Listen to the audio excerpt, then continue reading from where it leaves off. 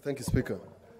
Mr. Speaker, this afternoon we had agreed that the committee chair would report to you, but we would have resolutions that are actionable.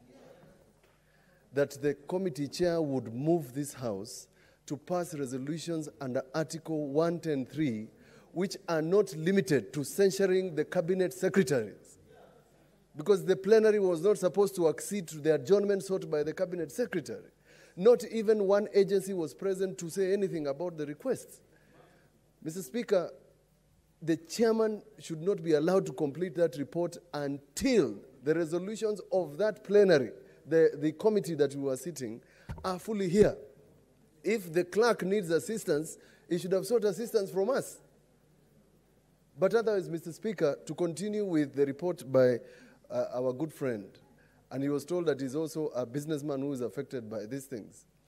To continue this report as tabled by him, Mr. Speaker, is to derogate from the work that we agreed to do. I say this to you, Mr. Chairman. You must rub feathers. You must speak boldly. You must speak to Kenyans, because Kenyans don't want the sort of report I've seen in 4&1 and Citizen saying that the committee of the whole has been snubbed by the two cabinet secretaries.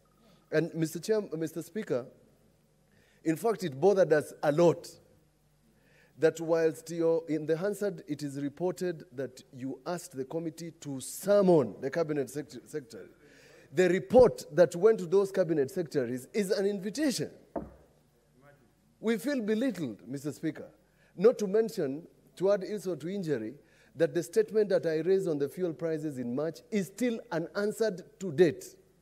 Even if we have no mandate under the Constitution to censure cabinet secretaries, let us start by censuring them now. Because we have a mandate under the Constitution, Mr. Speaker, to defend the people who elected us. The fact that we have no mandate under the tax law, under 114 for money bills, is not an excuse. Senator Orengo mentioned this in the morning, that whilst it is not our mandate to pass finance laws, we are equally to blame for the problems that Kenyans are suffering. Yes. And we would not want to sit here like we are having a dinner speech wearing tuxedos to massage the truth.